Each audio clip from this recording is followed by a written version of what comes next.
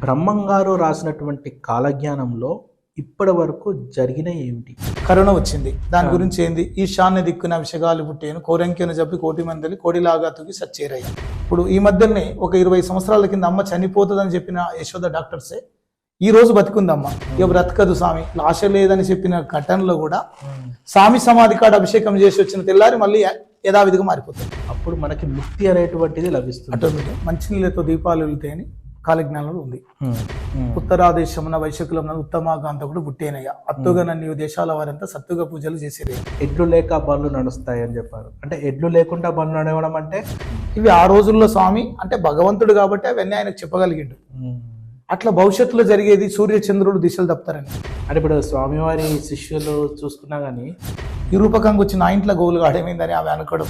ఆ సేవకులు విన్నది విన్నట్లు నవాబు చెప్పినప్పుడు ఆ రోజు రాత్రి సిద్ధయ్యకు స్వామి కలలో వచ్చి, సిద్ధ నీ కోసము నేనున్నా ఇక్కడ రా అని కల వచ్చిన. స్వామి నీ మారుగా నేనే కడపకెళ్ళి నవాబు గారు అడిగిన ప్రశ్న జవాబు చెప్పి వస్తాను, నన్ను ఆశీర్వదించని బ్రహ్మంగారితో ఆశీర్వాదం తీసుకొని ఆ సైనికుల వెంబడి వెళ్ళిపోయాడు. అంటే నా గురువు గారికి తప్ప ఈ భూమి మీద నా నమస్కారాన్ని స్వీకరించే శక్తి ఎవరికి లేదు. నా గురువు వీరబ్రహ్మేంద్ర స్వామి నా నమస్కారాన్ని స్వీకరించే శక్తి ఉన్నది. అందుకే నీకు నేను సలాం చేయలేదు. నేను చేయెత్తి సలాం అంటే నీవు నీ దర్బారు కోట గోడలతో సహా నామరూపాలు లేకుండా పోతాయి. స్వామి వారు అడ్డుపోయి ఏమైంది అంటే ఇట్లా రోగం వచ్చింది చనిపోయినాడని. లేదు లేదు అతను బ్రతికే ఉన్నాడు, మీరు తీసుకుపోతున్నారన్నాడు. లేదు స్వామి ఆయన 6 నెలల నుంచి కృషించి నవ్వుకి చనిపోయినాడు అన్న. కాదు బతికే ఉన్నాడని స్వామి అంటే ఆ ఊరు కొంతమంది ఎందుకు ఇట్లా అంటున్నాడు స్వామి వారు అనుకొని అక్కడ దింపుడు కళ్ళం వద్ద శవాన్ని దింపినప్పుడు స్వామి వారు అక్కడ పోయి కట్లు ఇప్పి చూడండి అన్నాడు. బ్రహ్మంగారిని గోవిందం ఇష్టపడడం, గోవిందమ్మను బ్రహ్మంగారింటికి పోవడం. ఆ గోవిందం ఇంట్లోకి పోయినాక అప్పుడు విశ్వబ్రాహ్మణులు ఒకరింట్లో నీళ్లు తాగేవాళ్ళు గారు, అన్నం తినేవాళ్ళు గారు. అప్పుడు నేను తెచ్చుకున్న సద్దినే తింటానంటాడు బ్రహ్మంగారు. అప్పుడు గోవిందమ్మ తల్లి మా ఇంట్లో అన్నం తినండి స్వామి అంటే తినని అన్నాడు. ఆ రాగి సంకటి మూట ఇప్పే వరకు అది పంచభక్ష పరమాన్నాలుగా వేడివేడి అన్నంగా మారిపోయింది. సిద్ధలింగయ్య, శివరామయ్య, ఓంకారయ్య, పోతులూరయ్య, వీరనారాయణమ్మని సత్పురుషులు యోగులందరూ అరే కందిమల్లయ్యపల్లిలో ఒక బ్రహ్మంగారు అక్కడ భవిష్యత్తు చెప్తున్నాడు, కాలజ్ఞానం చెప్తున్నాడు అని అనుకునేవాళ్ళు. ఆ మాటలు విన్న సిద్ధయ్య 12 ఏళ్ల వయసులోనే ప్రభావితమై నేను కూడా పోయి ఆ గురువును ఒకసారి దర్శించుకోవాలి అని మనసులో గట్టిగా సంకల్పించుకున్నాడు. హలో ఫ్రెండ్స్, వెల్కమ్ టు జరా జూమిన్. ధర్మ సంస్థాపనార్థాయ సంభవామి యుగే యుగే.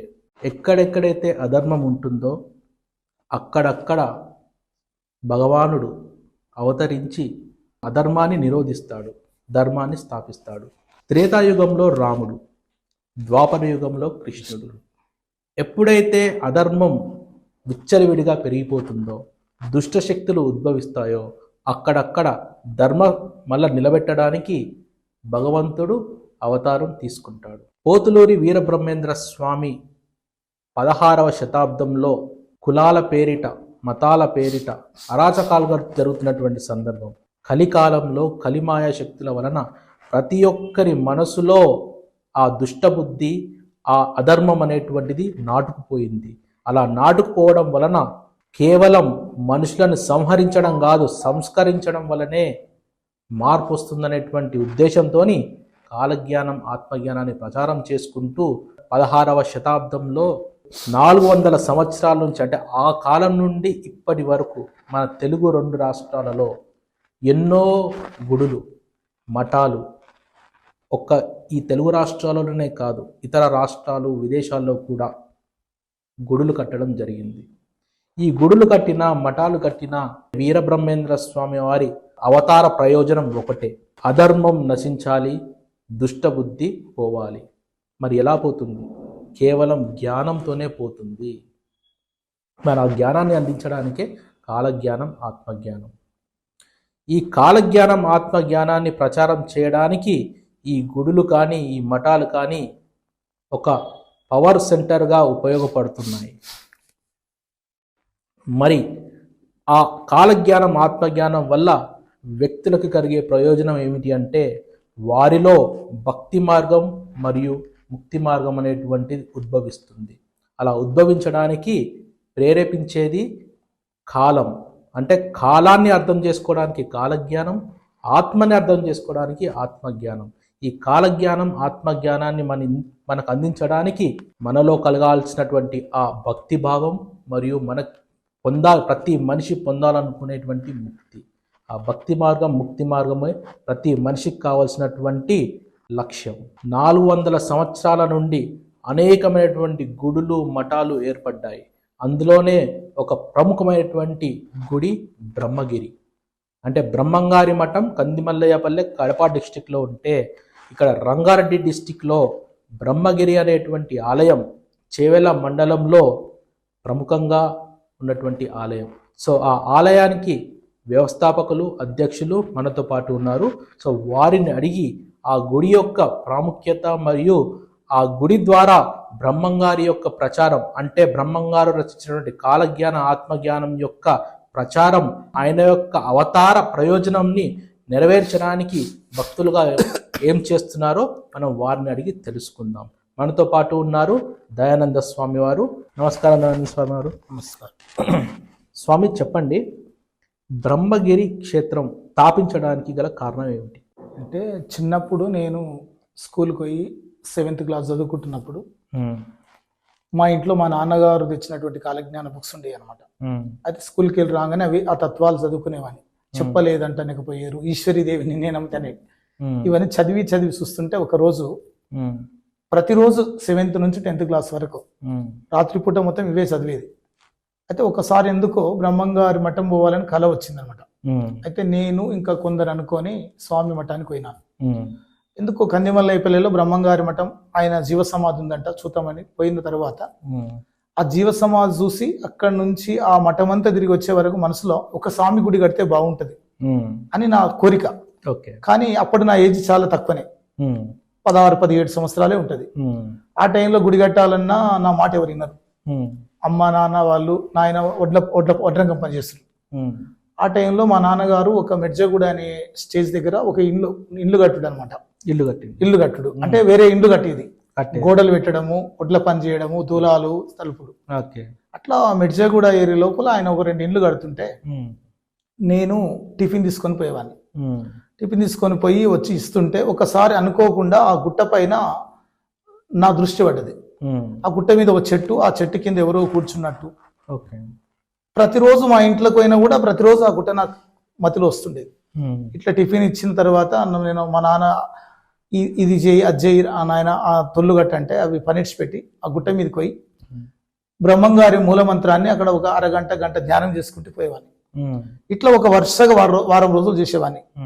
వారం రోజుల తరువాత మా ఇంటికి వచ్చినాక ఆలూరులో ఉన్న మిర్జగూడ గుట్టనే కనిపించేది. మిర్జగూడ గుట్ట మీదకి వచ్చినా ఎప్పుడు అది తిరిగేది. అప్పుడు మా నాన్నగారితో, నాన్న ఇక్కడ ఏదో ఆ గుట్ట పైన ఎవరో కూర్చున్నట్టు కనబడుతుంది అంటే ఎవరో అంటే బ్రహ్మంగారు రూపమే, ఆకారం అంతా ఒక సాధువు లెక్క ఉంటాడు. అక్కడ గుడి కట్టాలంటే హే మన ఆలూరు అక్కడ ఎందుకు గుడి లేదేం లేదు నాన్నగారు అనేది.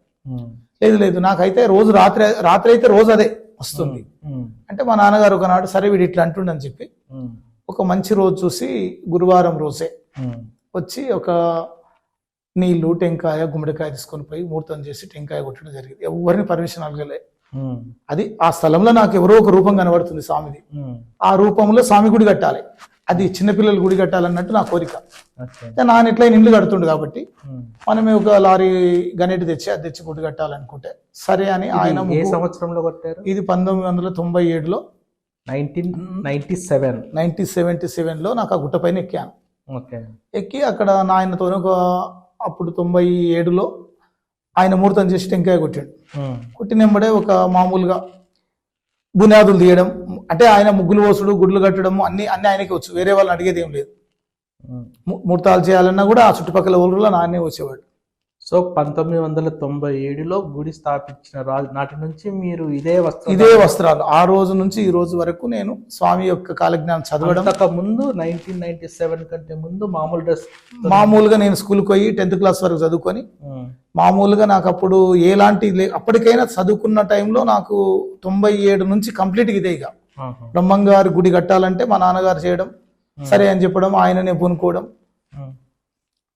ఆయననే అన్ని పనులు వస్తాయి కాబట్టి ఆయన గుడి కట్టి 90 మామూలుగా గుడి కట్టిన తర్వాత ఒక 97లో మొదలుపెట్టి 98 కలనే ప్రతిష్ట.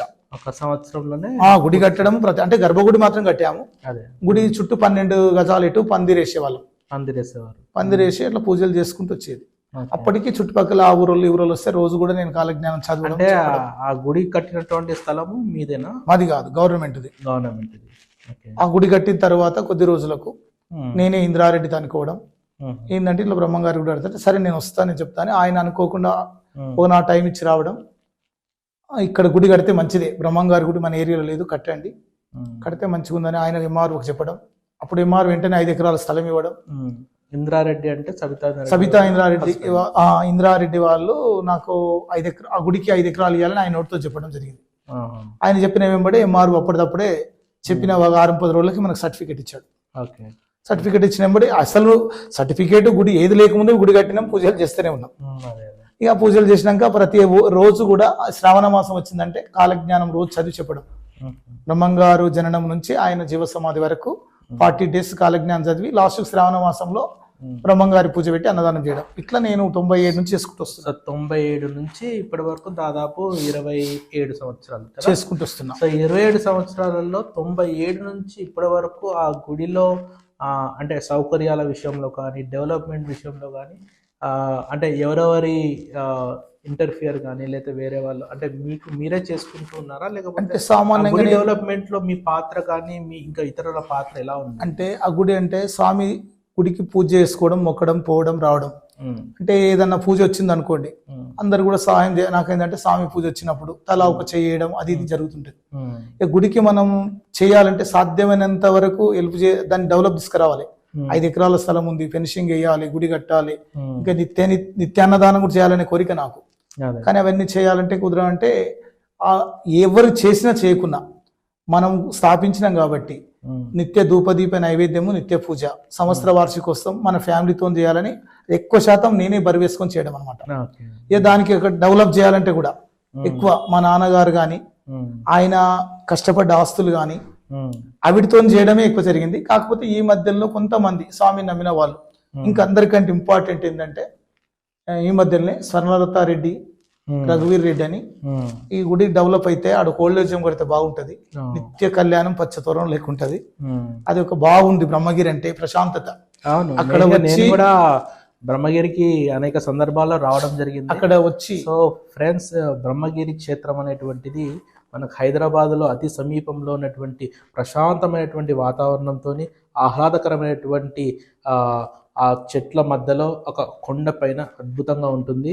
సో మీరు కూడా ఎవరైనా బ్రహ్మగిరి క్షేత్రానికి వెళ్ళాలి అంటే అటువైపు అంటే హైదరాబాద్ నుంచి మోయినాబాద్ దాటిన తర్వాత చేవెళ్ళ దాటిన తర్వాత చేవెళ్ళ నుంచి 7 కిలోమీటర్లు. సో చేవెళ్ళ నుండి 7 కిలోమీటర్లు. సో తప్పకుండా ఎవరైనా ఇంట్రెస్టెడ్ ఉంటే తప్పకుండా మీరు కూడా ఎప్పుడైనా వెళ్ళి చక్కగా దర్శనం చేసుకోండి. చాలా ఆహ్లాదకరంగా ఉంటుంది. పర్సనల్గా నేను కూడా వెళ్ళి చూడడం జరిగింది. బ్రహ్మగిరి క్షేత్రం యొక్క వార్షికోత్సవాలు కానీ మామూలుగా పూజలు కానీ అంటే సంవత్సరానికి ఒకసారి ఎప్పుడు ప్రతిష్ఠ చేసినామో ఆ టైంలో వార్షికోత్సవం చేస్తాను. అంటే నేను అప్పట్లో దేవాలయం మాఘశుద్ధ దశమి ప్రతిష్ఠ చేస్తే మాఘశుద్ధ దశమి నాడే 3 రోజులు కార్యక్రమాలు చేసుకుంటూ వచ్చేస్తున్నాం. లాస్ట్ రోజు పూజ. అంటే అప్పటి నుంచి ఇప్పటి వరకు కూడా మన హైదరాబాద్ లో ఉన్న విశ్వబ్రాహ్మణులు అందరూ కూడా మన బ్రహ్మంగారి దేవాలయానికి వచ్చుడు దర్శించుకోవడం పోతుంది. ఇంకా చాలా విశేషం ఏంటంటే స్వామి దగ్గరికి వచ్చి స్వామి మంత్రాన్ని ఎవరు అరగంట కానీ గంట కానీ ధ్యానం చేసుకొని పోయిన వాళ్ళు మాకు అన్ని మంచి జరిగినాయని, మాకు సంతానం లేని సంతానం అయిందని, కొలువులు లేని కొలువులైనాయని, మా మనశ్శాంతి ఎక్కడో పోతే లేదు, ఎన్ని రోగాలు వచ్చినా తక్కువగానే అక్కడికి వస్తే ప్రశాంతత అయిందని మన హైదరాబాద్ విశ్వబ్రాహ్మణులు చాలా మంది చెప్పుకోవడం జరిగింది. అంటే వస్తుంటారు వాళ్ళు ఇప్పుడు ఆ రోజు నుంచి ఈ రోజు వరకు కూడా వచ్చి సాయంత్రం వరకు స్వామి సన్నిధిలో ఉండి స్వామిని దర్శించుకొని స్వామి గుడిలో ఒక అరగంట ధ్యానం చేసిన స్వామి మండపంలో ఎంతో ఆనందం, ఆ కందిమల్లైపల్లికి పోయినంత ఫలితం వస్తుందని చాలా మంది అంటుంటారు. అయితే మొదటి నుంచి కూడా నేను కూడా స్వామి ధ్యానం అని ఇంకొకటి భక్తి మార్గం ముక్తి మార్గం బుక్స్లు కానీ ఇంకా కాలజ్ఞానం రకమైన పాంప్లెట్స్ కానీ చిన్న చిన్న ఈ రోజు నిత్యపారాయణ బ్రహ్మంగారి బుక్స్ కానీ రకరకాలుగా వచ్చిన వాళ్ళందరికీ అంటే ప్రతిరోజు మీ వీలును బట్టి ఎట్లా వీలైతే అట్లా ధ్యానం అన్న చేయండి, చదవనన్న చేయండి, పారాయణం చేయండి అని నా డ్యూటీ మొత్తం చెప్పడం ఇదే అనమాట. మొత్తం 97 నుంచి ఈ రోజు వరకు స్వామి కాలజ్ఞానాన్ని ఇంటింటికి భజన చేయాలి, పఠించాలన్నది నా కోరిక. అయితే అప్పట్లో కూడా కొన్ని జాగాల్లో చేశాము, కానీ ఈ మధ్యలో కరోనా వచ్చేసింది కొంచెం ఆగిపోయింది. అయినప్పటికీ నా కోరిక ఏంటంటే ఇంటింటిలో వీరబ్రహ్మేంద్ర స్వామి పూజ భజన అనేది ఉండాలి. అది ఎవరైనా కానీ చిన్న ఇల్లు కానీ పెద్ద ఇల్లు కానీ అంటే ఇక చిన్న చిన్న బుక్కులు కూడా ఇంటింటికి వీరబ్రహ్మేంద్ర స్వామి భజన, అంటే ఇప్పుడు గీతా పారాయణం అని అంటారు, అట్లా కాలజ్ఞాన పారాయణం. అది మడిమైలు ఎంచకుండా, కులాచారం లేకుండా, ముట్టంటు లేకుండా, ఎవరైనా సరే ఏ వయసు వాళ్ళైనా సరే రోజుకు ఒక 5 నిమిషాలు 10 నిమిషాలు చిన్న బుక్ పారాయణం చేసినా చాలు, ఆ స్వామి యొక్క శక్తి మనకు వస్తుంది, అనుగ్రహం కలుగుతుంది అని ఇది చెప్పడమే నా వంతు అనమాట. ఆ రోజు నుంచి ఈ రోజు వరకు అదే చెప్తుంటారు. అవునండి. మెయిన్గా ముఖ్యంగా ఏంటంటే ఈ కలికాలంలో అనేకమైనటువంటి ఈర్ష్య ద్వేషాలు కానీ, కోపతాపాలు కానీ, మనసంతా కలుషితమైపోయినటువంటి సందర్భంలో ప్రతి ఒక్కరికి కూడా ఏంటంటే కాలజ్ఞానము, ఆత్మజ్ఞానం అనేటువంటిది స్వామివారి అవతార ప్రయోజనం కొరకు ఏదైతే మన కోసం అందించారో ఆ కాలజ్ఞానం, ఆత్మజ్ఞానం చదివిన తర్వాత నాకు కూడా అర్థమైంది ఏంటంటే ఇది ఖచ్చితంగా కలియుగ భగవద్గీత అనిపించింది. అంతే కదా, మీరేమంటారు?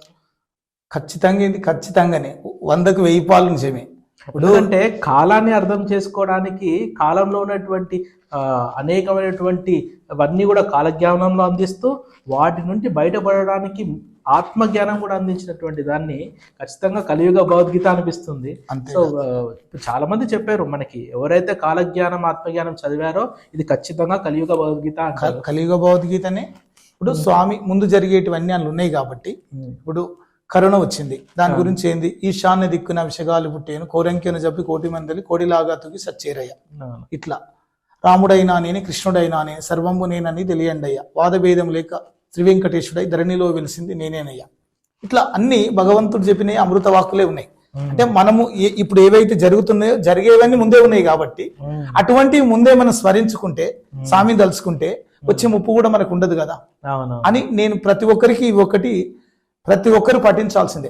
పొద్దున లేవగానే ఇప్పుడు గీతా పారాయణం 1వ అధ్యాయం 2వ అధ్యాయం ఎట్లా అంటామో ప్రతిరోజు స్వామిది ఏదన్నా ఒక కాలజ్ఞాన గీత ఏదైనా సరే అన్ని స్వామి చెప్పాడు. వచనంగా ఉన్న అది వచనంలో ఉన్నాయి, పద్యాల్లో ఉన్నాయి, పాట ఎన్ని రకాలుగా అంటే అన్ని రకాలు. అంటే అది చెప్పడం అనేది ఇట్లా నేర్పాలని చాలా ప్రయత్నం చేస్తున్నా.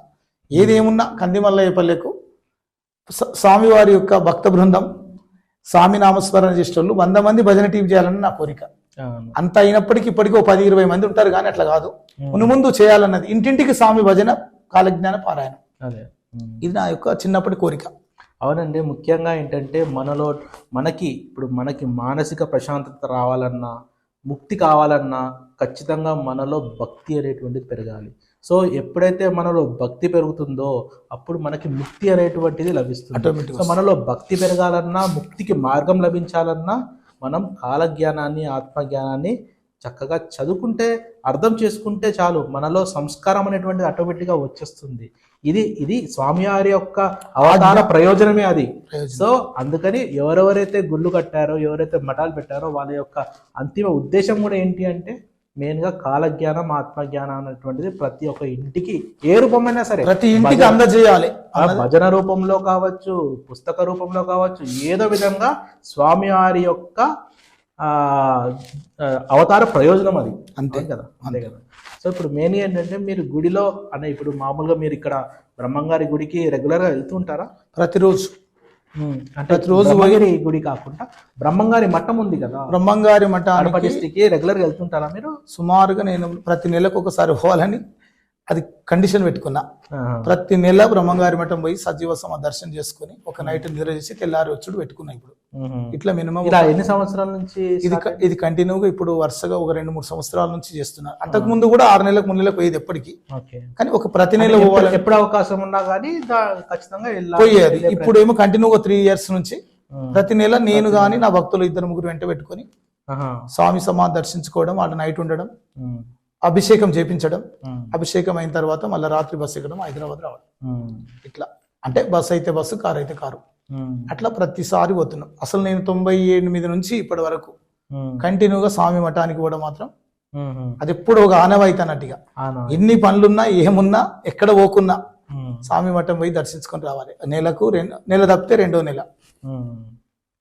సో మెయిన్గా మీరు స్వామివారి మఠంకి వెళ్తుంటారు. అయితే స్వామివారు జన్మించినప్పటి నుంచి కూడా అనేకమైనటువంటి ప్లేసెస్ లో కూడా ఉన్నారు. అంటే అన్ని ప్రదేశాలు తిరిగాను. పాపాగ్ని మఠం కానీ అసలు బ్రహ్మంగారు ఎక్కడెక్కడ తిరిగిండో అన్ని కూడా సుమారుగా.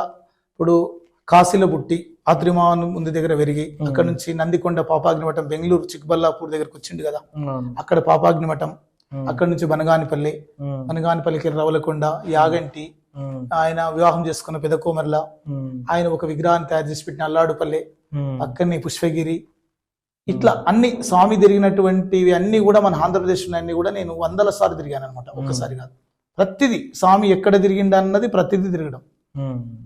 ఇక స్వామి తిరిగిన అన్ని తిరిగిన తర్వాత చివరికి నేను పోయేటి మాట రెండే, ఒకటి కందిమల్లయ్యపల్లి, ఒకటి బనగానిపల్లె. ఈ రెండు మాత్రం పోతుంటే ఎప్పటికీ, ఈ రెండే ఫైనల్. ఇక అన్ని తిరిగిన మొత్తం తిరుపతి, శ్రీశైలము, కాళహస్తి, కాశీ, ఇవన్నీ కూడా తిరిగినాం. అన్ని తిరిగిన తర్వాత చివరిలో నేను రోజు ఎప్పటికి పోయేది మాత్రం ఇది ఒకటి. ఈ గుడికి సంబంధించిన దాంట్లో మీ కుటుంబ సభ్యుల యొక్క సహకారం ఎలా ఉంటుంది? అంటే నేను గుడి మొదలు పెట్టినప్పటి నుంచి కూడా మా నాన్న గాని, మా అమ్మ గాని, అక్క గాని, చెల్లె గాని అందరు కూడా నేను మొదలు పెట్టినాక మొత్తం అందరూ ఆ సేవకి అంకితం అంతే. ఇంకో వేరే రూట్ లేనే లేదు. ఇక ఏ రోజు మేము 90 ఏళ్ళ గుడి అడుగు పెట్టినామంటే ఆ రోజు నుంచి ఈ రోజు వరకు మా ఫ్యామిలీ మొత్తం ఆ లైనే. ఇంకో గుడికి పోయేది లేదు, ఇంకో సేవ చేసేది లేదు. అంటే ఆ రోజు నుంచి ఈ రోజు వరకు కూడా మన కుటుంబాన్ని స్వామి కంటికి రెప్పలే కాపాడుతున్నాడు.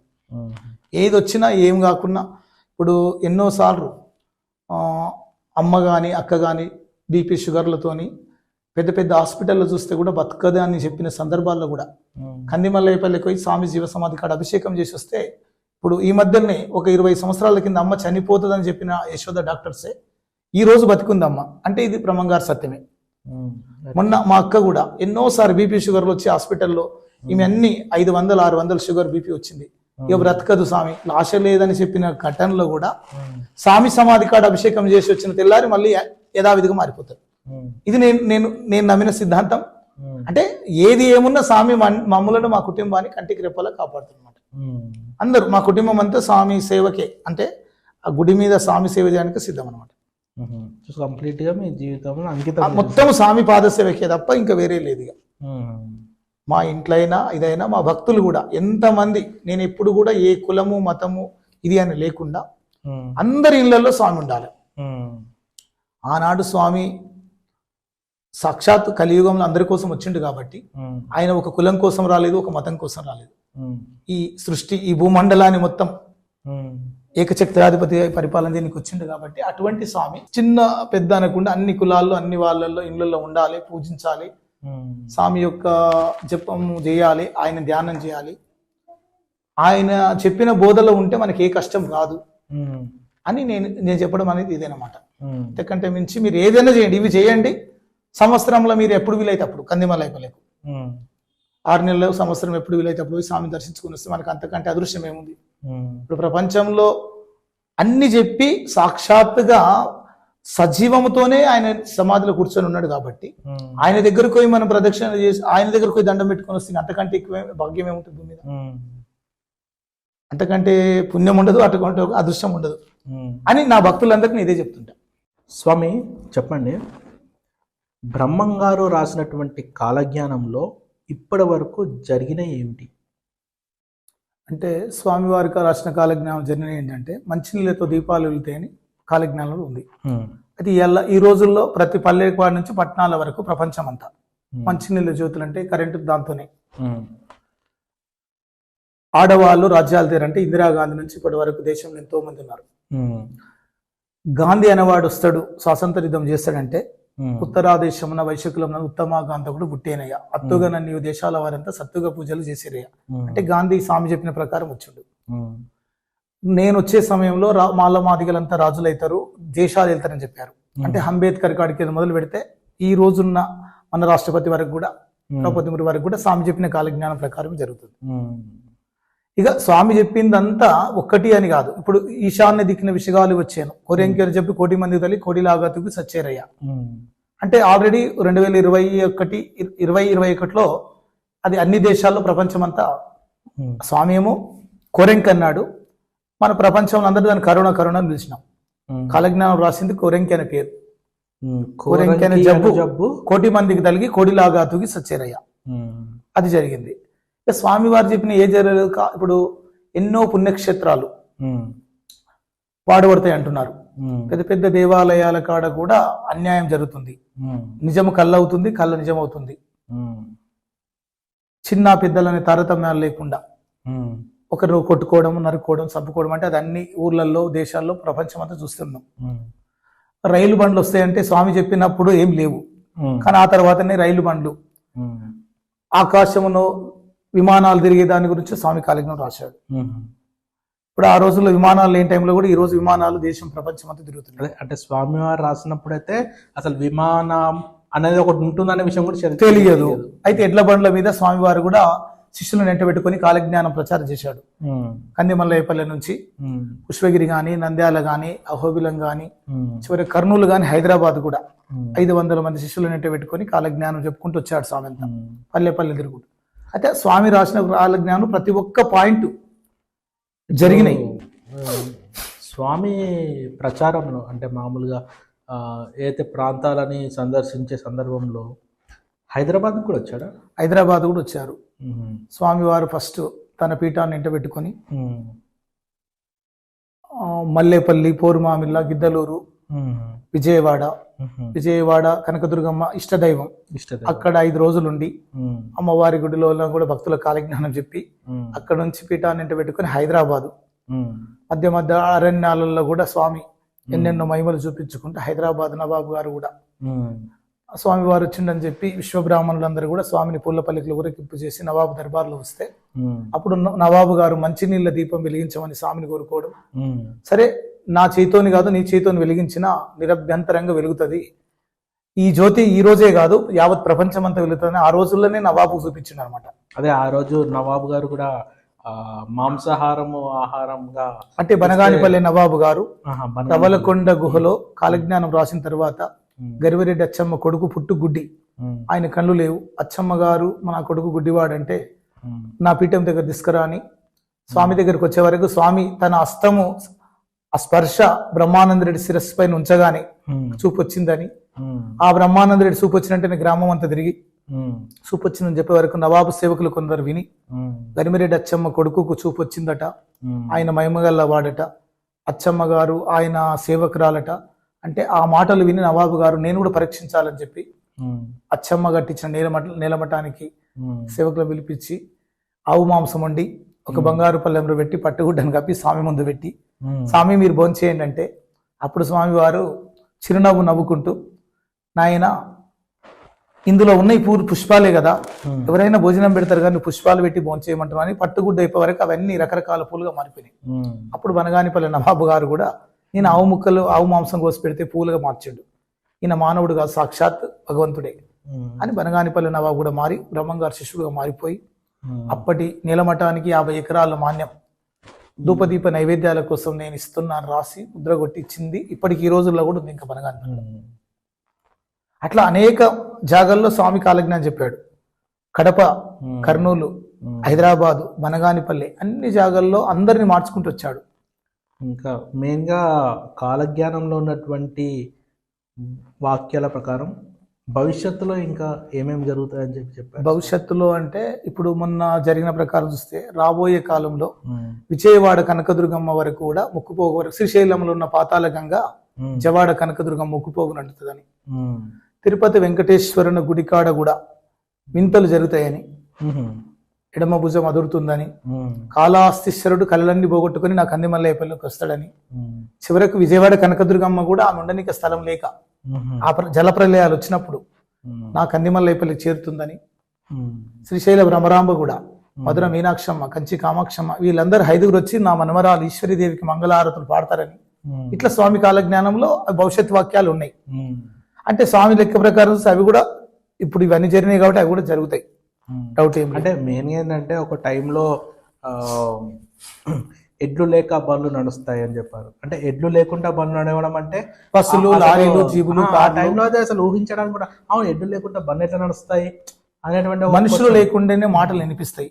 ఉమ్, ఆ మనుషులు లేకుండానే మాటలు వినిపిస్తాయి అంటే ఇప్పుడు మన ఫోన్లు, ఫోన్స్ కానీ అది కానీ. ఉమ్, దూర దేశాలన్నీ మన అరిచేట్ల వైకుంఠం అంటే ఇప్పుడు ప్రపంచం అంతా టీవీలు, సెల్ ఫోన్లతోనే టీవీలతోనే మొత్తం ప్రపంచం అంతా చూడగలుగుతుంది చీమరంధ్రంలోనే దొంగలే దూరేరు అని కూడా అన్నారు. అంటే సీమరంధ్రంలో అంటే ఇదే ఇక ల్యాప్టాప్ లాంటివి చిన్నవి, సైబర్ నేరాలు లాంటివి, అంటే సూక్ష్మంలో మోక్షం అన్నట్టు. స్వామి చెప్పిన కాలజ్ఞానం ప్రకారం ఏంటంటే అన్ని ఇప్పుడు నీళ్లు కొనుక్కొని తాగేరు అన్నాడు, ఆ రోజుల్లో స్వామి ఉన్న కాలంలో నీళ్లు కొనుక్కున్నాడు ఎక్కడ, ఇప్పుడు నీళ్ళ బాటిల్స్ కొనుక్కుంటున్నాం ఎక్కడ పోయినా దేశం నలుమూలలు. నీళ్లు కొనుక్కోవడం అనేది ఆ 16వ శతాబ్దంలో లేనే లేదు. ఆశ్చర్యం, అది ఆశ్చర్యం.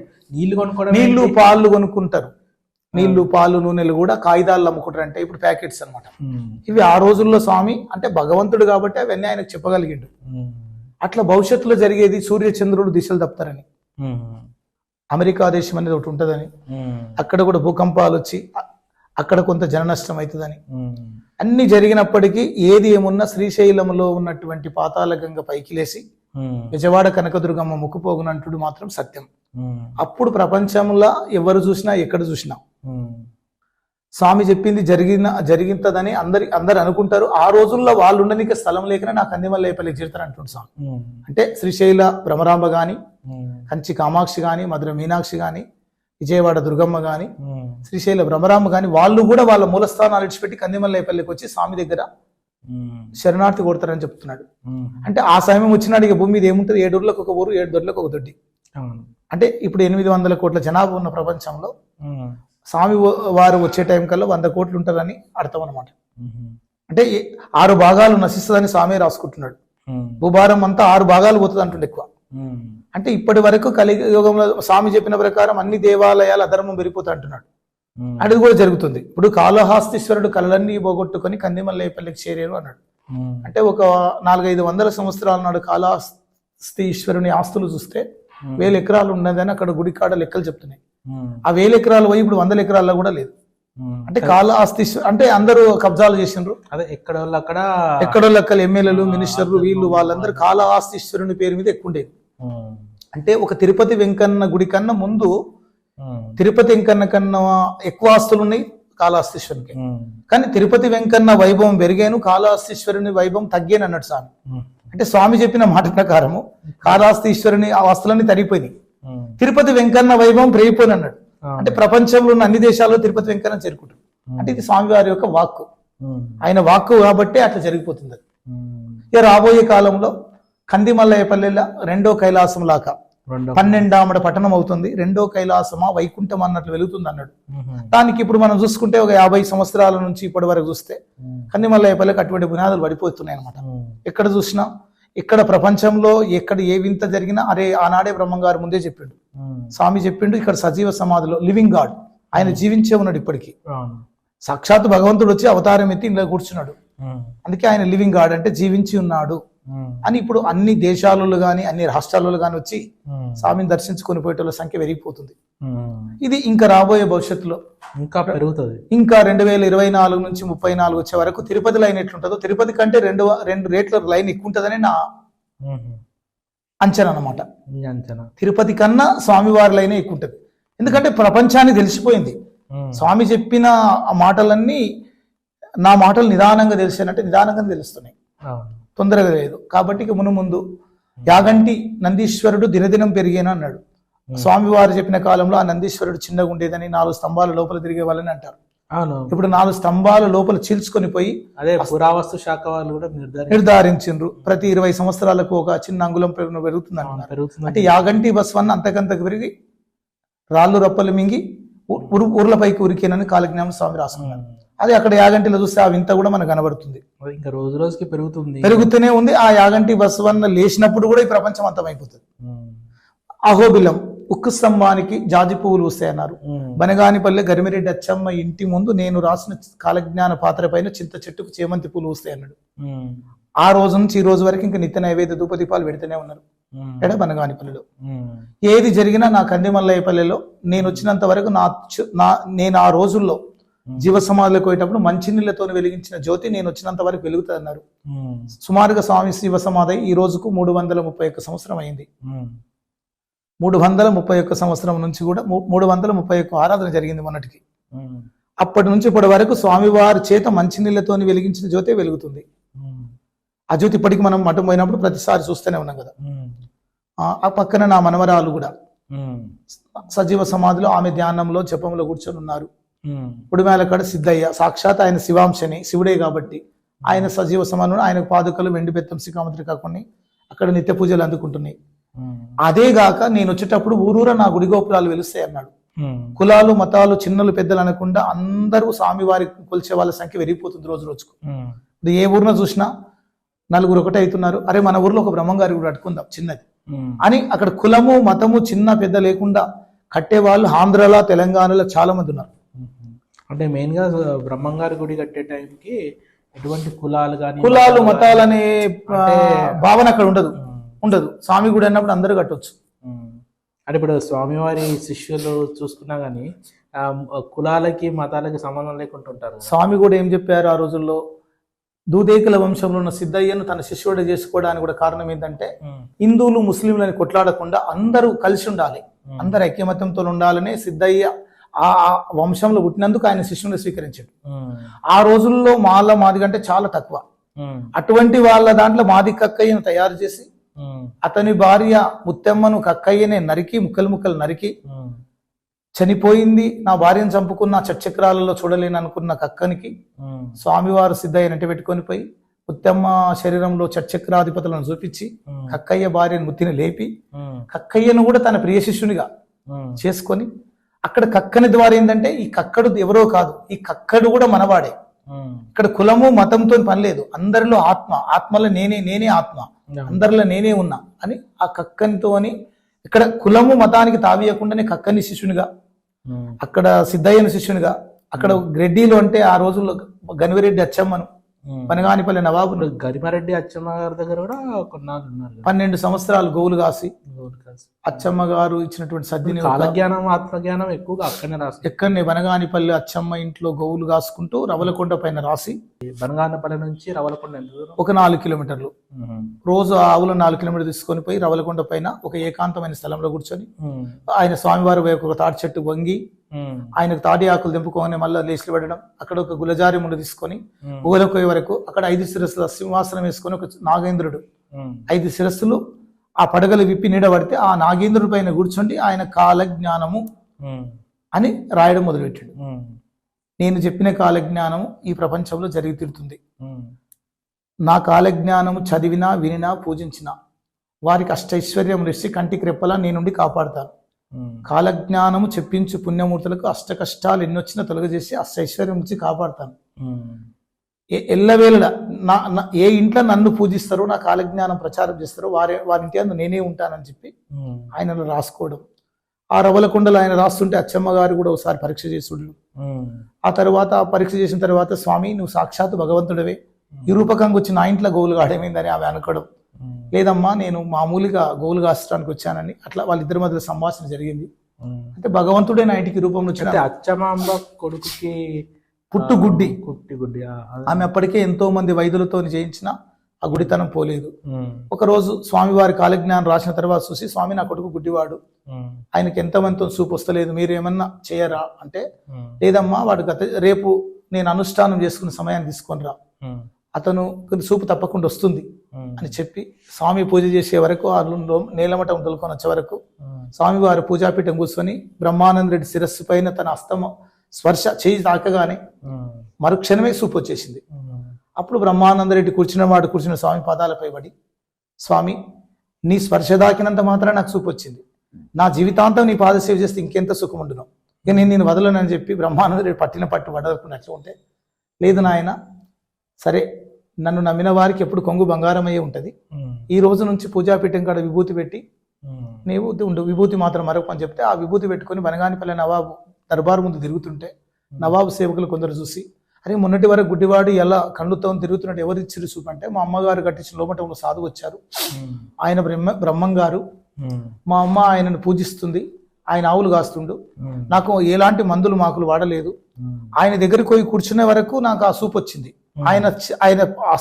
ఆయన కుడి చేయిట్లు నాకు నష్టి మీద ఆనించినప్పుడే నాకు సూపు వచ్చింది, కానీ ఎలాంటి మందులు మాకులు వాడలేదని ఆ నవాబు సేవలు చెప్తే, ఆ సేవకులు విన్నట్లు నవాబు చెప్పినప్పుడు ఆ నవాబు గారు కూడా ఆశ్చర్యపోయి, అరే మన బనగానిపల్లి ఇంత మహిమ కలిగిన సాధువు ఎక్కడున్నాడు, ఆయనను పూలపల్లికి తీసుకురండి, మనం కూడా సత్కరితం, ఆయన మహానుభావంతో నిందమని. అప్పుడు బనగానిపల్లి సేవకులు వచ్చి ఈయన దులుకొని పోయినప్పుడు నవాబు గారు బ్రహ్మంగారి పరీక్షను ఆవు మాంసాన్ని గోపించి ఆయన ఒక బంగారు పల్లెనంలో పెట్టి పట్టు వస్త్రం కప్పి స్వామి ముందు పెట్టారు. స్వామివారు వంగనే ఆయన బంగారు సింహాసనం దిగి స్వామిని కూర్చుండబెట్టి, స్వామి మీరు ఈ పలారం భోంచేయండి అన్న. లేదు నాయన నవాబు, నేను భక్తునింటికి వచ్చాను కాబట్టి అని అక్కడ స్వామి చేయి తాకిన వెంబడే అవి పుష్పాలుగా మారి పుష్పాలు. సిద్ధయ్య బ్రహ్మంగారి శిష్యుడు అవడం అంటే సిద్ధయ్యనే బ్రహ్మంగారి దగ్గరికి వచ్చి మీ శిష్యునిగా మారుతాను అని చెప్పడం జరిగిందా అసలు? అట్లా కాలేదు. అక్కడ భూదేవి వైకుంఠంలో భారం పెరిగిందని, పాప భారం పెరిగిందని చెప్పినప్పుడు త్రిమూర్తులు, ఈయననేమో పరిపూర్ణ ఆచార్యుల గర్భంలో బ్రహ్మంగారై పుట్టడం, ఆ పరమశివుడే కాశీ దేశంలో ఆనంద భైరవై పుట్టడం, అక్కడ పొరపాటున ఒక వేటకై వెళ్ళి ఒక ఆవు నీరు తాగుతున్న సమయంలో పెద్ద పులి చంపడానికి వస్తే ఆ పులిని చంపి ఆవును కాపాడాలని బాణం విడిచిండు. ఎవరు? ఆనంద భైరవి. ఆ బాణం పొరపాటు తగిలి ఆవుకు, పులికి మిస్ అయి ఆవుకు తగిలి చనిపోయింది. ఆవు చనిపోయింది, పులి పారిపోయింది. అయ్యో నేను గోహత్య చేసిన మహాపాతకుండి కదా, ఈ పాపం ఎక్కడ పోతుందని దేశ సంచారం చేసుకుంటూ తిరుగుకుంటూ బనగానిపల్లెకి వచ్చాడు. బనగానిపల్లెలో గరిమిరెడ్డి అచ్చమ్మ కట్టించిన నేలమఠంలో బ్రహ్మంగారి దర్శించుకున్నాడు. ఎవరు? ఆనంద భైరవ వేషములు ఉన్నటువంటి పరమశివుడు. శివుడే గాని ఆనంద భైరవ పేరుతో.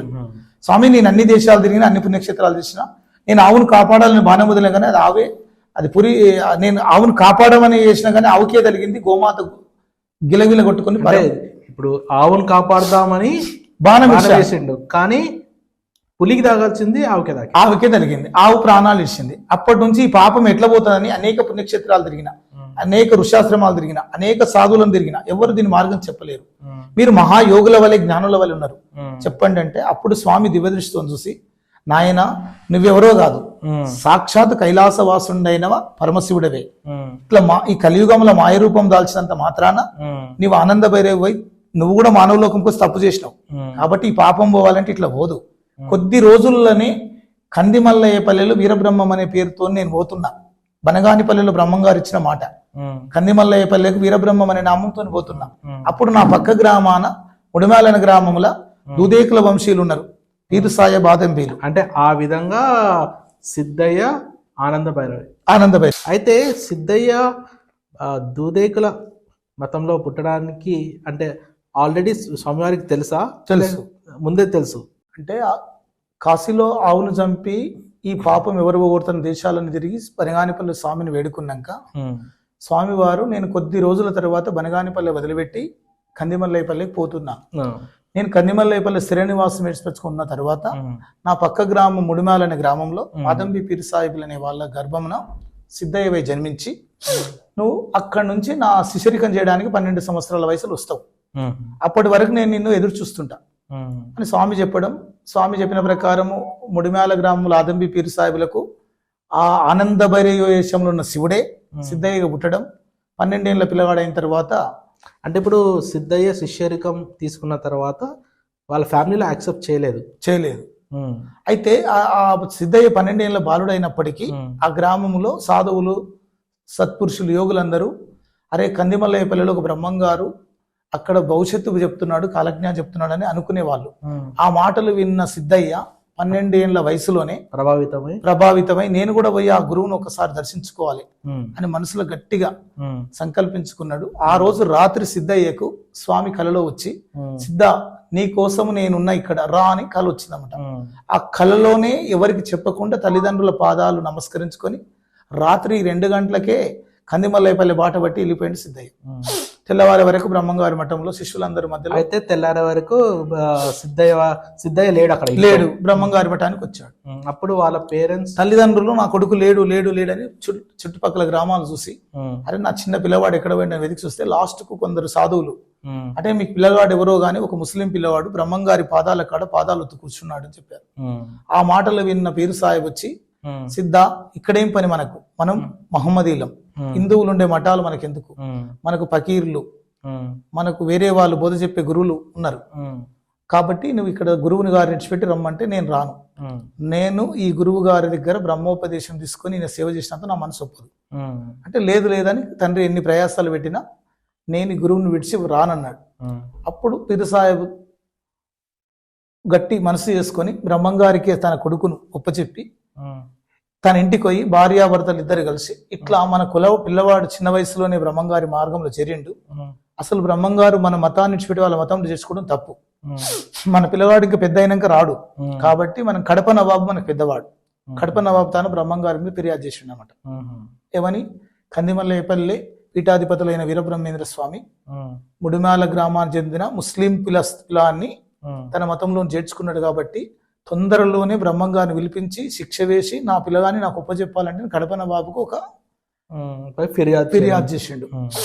కడప నవాబు ఆ ఫిర్యాదు చూసిన వెంటనే తన సైనికులు పంపించి కందిమల్లేపల్లి పుర సంస్థాన పీఠాధిపతులైన జగద్గురు విరాట్ పోతు వీరబ్రహ్మేంద్ర స్వాముల వారి కడప నవాబులు సలాములు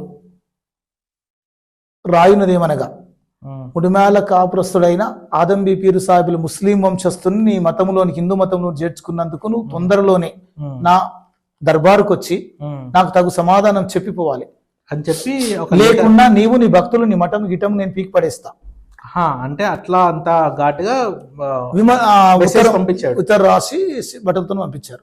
అది ఆశ్వీజ మాసము స్వామివారి పూజలు కూర్చొని కాలజ్ఞానం చెప్తున్న సమయంలో బట్టలు తెచ్చిచ్చారు. ఆ లెటర్ చూసి బ్రహ్మంగారు చదివి, చూడు సిద్ధ, ఫస్ట్ నువ్వు నా దగ్గరకు వచ్చినప్పుడు మీ తల్లిదండ్రులు ఇవ్వమంటే పోలేవు, నా కొడుకులు వద్దన్నా పోలేవు. ఇప్పుడు నీ నుంచి నాకు ఒక ప్రమాదం వస్తుంది.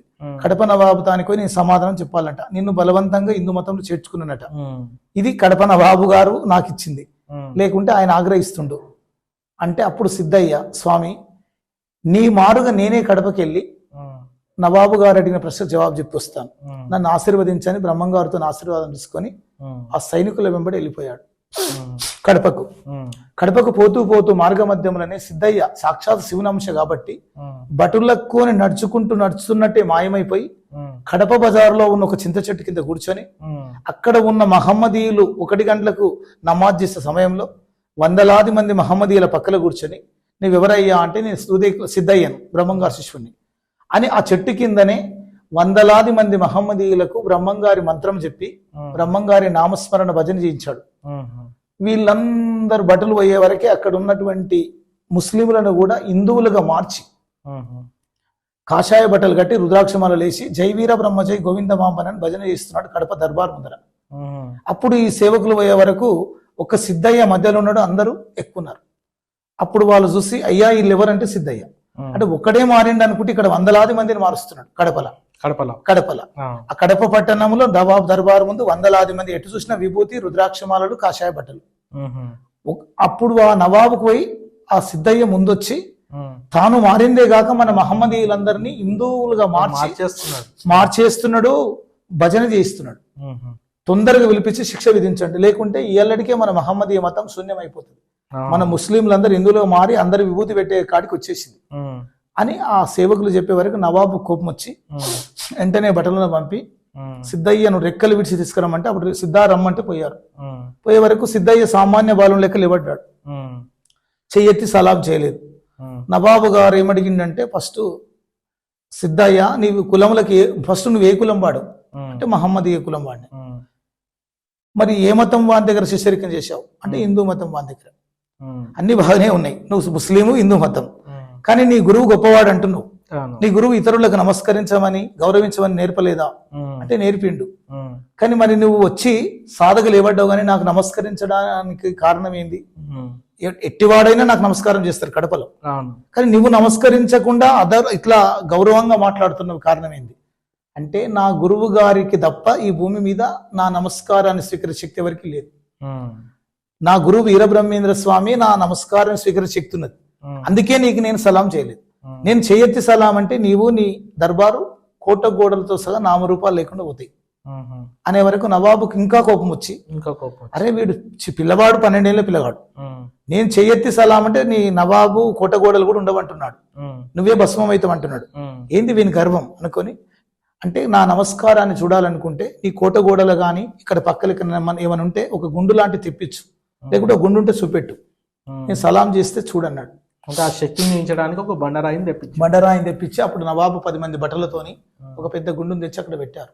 అప్పుడు సిద్ధయ్య గారు అందరిని దూరం నిలబడి జై వీరబ్రహ్మేంద్ర స్వామి ఆలేకుం సలాం అని చెయ్యి అని ఆ రాయికి నమస్కారం, రాయికి అది కూడా కూర్చే ఎడమ చెయ్యి పైకి ఎత్తి లేపే అది ఆ రాయి ముక్కలు వలి ఆకాశంలోనికి పోయి కడప పట్టణంలో పిడుగులు పడ్డంత శబ్దం వచ్చి బూడిదగా రాలిపోయింది.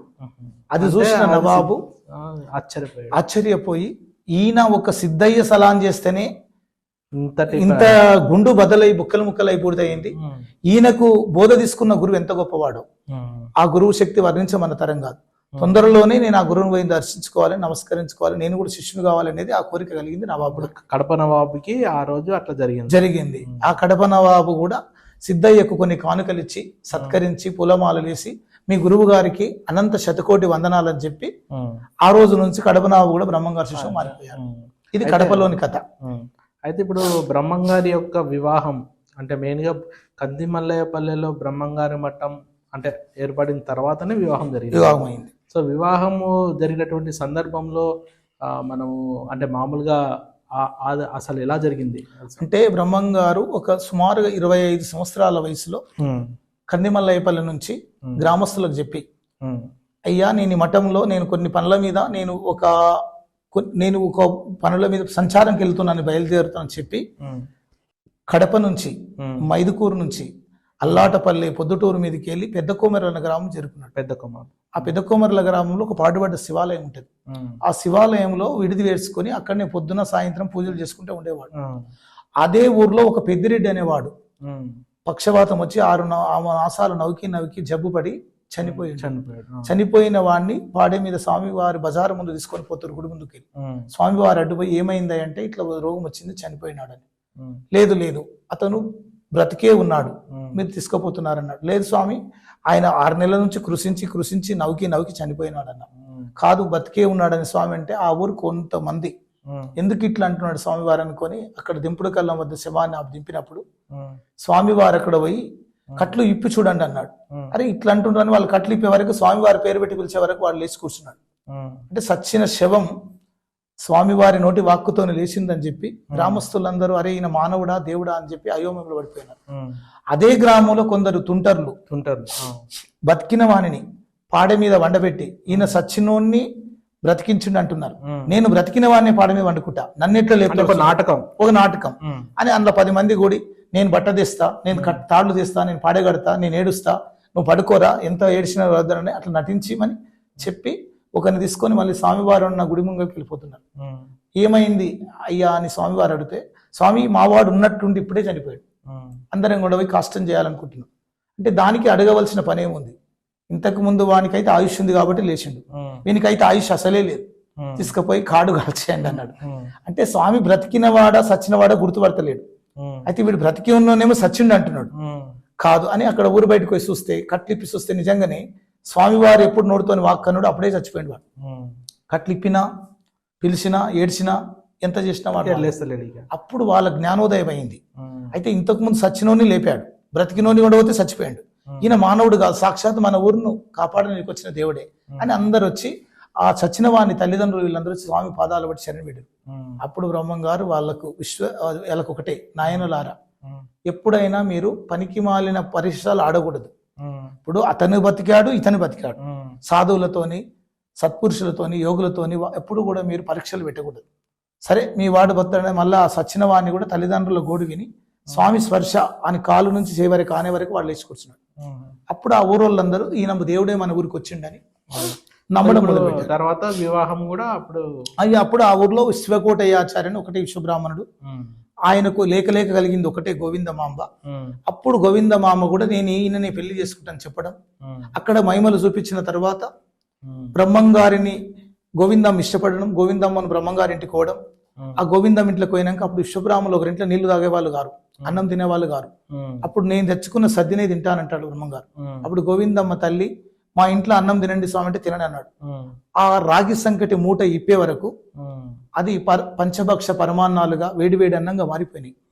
అంటే ఇటువంటి మహిమ చూపినప్పుడు గోవిందమ్మ తల్లిదండ్రులు కూడా మారిపోయారు. సచ్చిన వాడిని బ్రతికించాడు, బ్రతికిన వాడిని చంపితే మళ్ళీ చంపాడు, మళ్ళీ అయిపోయాడు. మళ్ళీ మన ఇంట్లో ఎప్పుడో రాగి సంకటి ముద్ద, వారం రోజుల కింద వండిన ముద్దను కూడా మళ్ళా మన ముంగల నిగలి పంచపక్ష పరమాన్నాలుగా చేశాడు. అంటే ఇది మానవుడు కాదు, ఈయనకు తన బిడ్డనిస్తే బాగుంటుందని అప్పుడు తల్లిదండ్రులు ఒప్పుకొని గోవిందమ్మని ఒక శుభముహూర్తం ఒక శివరాత్రి నాడే ఆ పితకోమర్ల గ్రామం అంగరంగ వైభోగంగా గోవిందమ్మనిచ్చి పెళ్లి చేశారు. పెళ్లి అయిన తర్వాత బ్రహ్మంగారు గోవిందమ్మ అత్తమామని ఇట్లా కొన్ని రోజులు ఉండి ఆమెను ఎంట సో పెట్టుకొని ఆ విధంగా వివాహము తర్వాత తన వైవాహిక జీవితం సంతానం అంతా కూడా కందిమల్లైపల్లికి వచ్చినాక జరిగింది. 5 కొడుకులు ఒక బిడ్డ, సిద్ధలింగయ్య, శివరామయ్య, ఓంకారయ్య, పోతులూరయ్య, వీరనారాయణమ్మని 5 బిడ్డలు.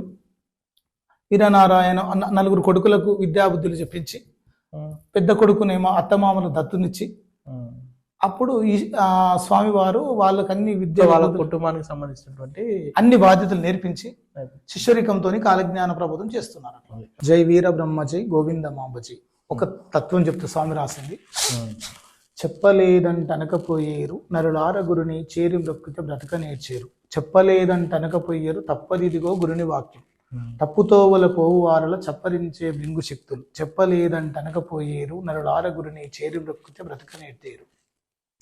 ముప్పెతనమున మోసపోయేరు అదిగాక కొందరు గొప్పతనమున గోసుమీరేరు. ఇప్పుడప్పుడు అనగరాదు ఎప్పుడో ఏ వేలునో మరి గుప్పున దాటిపోయేరు. అంగములో నా మేకను బట్టి లింగముతోనే గుంత కోసి శాస్త్రం అనే పాలు వేసి చతుర్బ్రహ్మలకు పంచిపెట్టినది నాకులము. ఇంటి లోపలను ఇల్లు కట్టుకుని వంట లోపల రాట్నం లోపల కంటి లోపల కుదురు పెట్టుకుని చెవిలో బాగా చేతికి తీసుకుని నారాయణ నరము తీసుకొని అష్టాక్షరిని తడక వేసుకొని పంచాక్షరిని మంచి తీసుకొని తదిమిక గుబ్బదెబ్బ ఏకిన కులమే నాకులము దూదేకిన కులమే నాకులము. ఏ కులమని నన్ను వివరం అడిగితే ఏమని చెప్పుదు లోకులకు పలగాకులకు దుర్మార్గులకు ఈ దుష్టులకు. ఇట్లా స్వామివారు ఆ రోజుల్లో చెప్పారు. ఇంకా ఆయన తత్వాలు రవలకొండలో ఉన్నప్పుడే కాలజ్ఞాన తత్వాలు, భజన తత్వాలు, కీర్తనలు రాశారు. చిల్లర రాళ్లకు నొక్కుచునుంటే చిత్తము జడును ఒరే చిత్తము నందున చిన్మయ జ్యోతిని చూచుచునుండుట సరే. అప్పుడు స్వామివారు పుష్పగిరి ఆగ్రహారం ఉత్తర బజారును ఇండ్ల పైన దృష్టి నిలిపే వరకు ఆ ఉత్తర బజారున ఉన్నటువంటి ఇండ్లన్నీ ఒకటేసారి కాలిపోతుండడం చూశారు. అన్ని దేశ నవాబులకు నేను రానున్న వైశాఖ దశమి ఆదివారం నాడు పగలు 2:30 గంటలకు సజీవ సమాధిలోకి తపస్సు చేయడానికి వెళ్తున్నాను. అందరు భక్తాదులందరూ కందిమల్లయ్యపల్లికి వచ్చి నా సజీవ సమాధి దర్శించుకొని పోయిన వారికి ఎన్ని జన్మల పుణ్యమున్న అందరూ రండి. అప్పుడు నా సజీవ సమాధి దర్శించిన వారికి ఏ కష్టం ఏదున్నా నన్ను దర్శించుకున్న వారికి అన్ని శుభం జరుగుతుందని చెప్పినప్పుడు కందిమల్లయ్యపల్లి వైశాఖ నవమి నాడు లక్షలాది మంది హైదరాబాద్ నవాబు, కడప నవాబు, కర్నూలు నవాబు దేశ నలుమూలల నుంచి వచ్చి కందిమల్లయ్యపల్లి 2వ వైకుంఠం అన్నట్లుంది. ఆ రోజు నాడు స్వామివారు చెప్పిన విధంగా సిద్ధయ్యను బనగానిపల్లికి పూలకు పంపి వైశాఖ దశమి నాడు కందిమల్లయ్యపల్లి 2:30 గంటలకు సజీవ సమాధి నిష్టలో మంచినీళ్ళ జ్యోతి వెలిగించుకొని ఆ సమాధిలో తపస్సులు కూర్చున్నారు. అప్పుడు సమాధి పైన అక్కడ ఉన్నటువంటి వాళ్ళు బండబెట్టి స్వామి సమాధి కాడ లక్షలాది మంది దర్శించుకొని పూజించుకున్నారు. అప్పటి జ్యోతి ఈ రోజు వరకు ఇప్పటి వరకు వెలుగుతూనే ఉన్నది. ఆ జ్యోతిని దర్శించుకున్న వాళ్ళకు ఎన్ని జన్మల పుణ్యం ఉన్న వాళ్ళు దర్శించుకుంటారు. నేను కూడా చాలాసార్లు 100ల సార్లు పోవడము ఆ స్వామి సమాధి దర్శించుకోవడం జరిగింది. ఇది వీరబ్రహ్మేంద్ర స్వాముల వారి జీవిత చరిత్రలోని మాధుర్యం అనమాట. జై వీరబ్రహ్మ జై గోవింద మాంబజీ. జై వీరబ్రహ్మ జై జై ఈశ్వరాంబజీ. ధన్యవాదాలు స్వామి. మా ప్రేక్షకుల కోసం, జరాజూమిన్ ప్రేక్షకుల కోసం చక్కగా మీరు మాకు విలువైనటువంటి సమయాన్ని కేటాయించి మాకు చక్కటి జ్ఞానాన్ని దాంతోపాటు మాకు ఇచ్చినటువంటి ఇన్ఫర్మేషన్ చాలా ధన్యవాదాలండి. నమస్కారం.